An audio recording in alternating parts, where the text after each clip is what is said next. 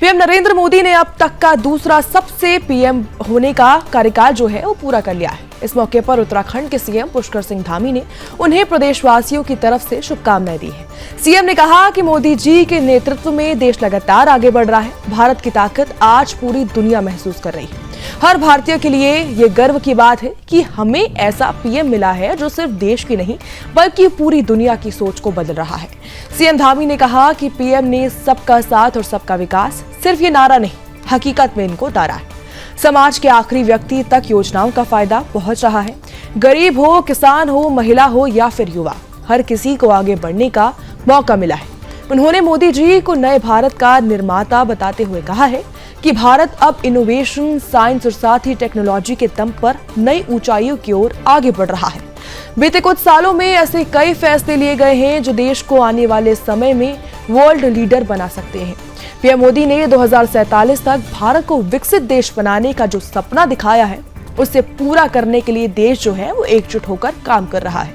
CM Dhami ने भगवान बद्री विशाल और साथ ही बाबा केदारनाथ से प्रार्थना की है कि प्रधानमंत्री को लंबा साथ ही स्वस्थ जीवन मिले ताकि वो देश को नई दिशा देते रहे। सीएम ने कहा कि आज भारत सिर्फ इतिहास नहीं बना रहा बल्कि ये भविष्य भी लिख रहा है और इस भविष्य के शिल्पकार हैं नरेंद्र मोदी।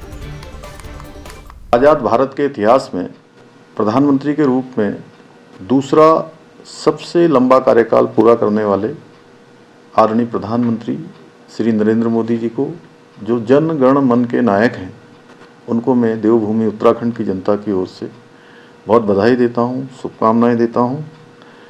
उनके नेतृत्व में आज देश तेज़ी से आगे बढ़ रहा है। विश्व के अंदर भारत की एक अलग पहचान विकसित हो रही है। अंत्योदय को सिद्धांत को लेकर अंतिम छोर में खड़े हुए व्यक्ति तक विकास की धारा पहुंचाने का काम हुआ है। भारत को पुनः विश्व गुरु के रूप में स्थापित करने के लिए उन्होंने जो परिश्रम किया है, परिश्रम की पराकाष्ठा की है, आज पूरे देश के अंदर और दुनिया के अंदर यह दिखाई दे रहा है। और मैं उनको नए भारत का निर्माता कहूँ तो ये कोई अतिशयोक्ति नहीं होगी। जिस प्रकार से हर क्षेत्र में नई नई योजनाओं के माध्यम से, नवाचार के माध्यम से, साइंस एंड टेक्नोलॉजी के क्षेत्र में हो या इनोवेशन के क्षेत्र में हो या नए ऐतिहासिक निर्णय लेने हो, सभी में एक नया कीर्तिमान स्थापित हुआ है।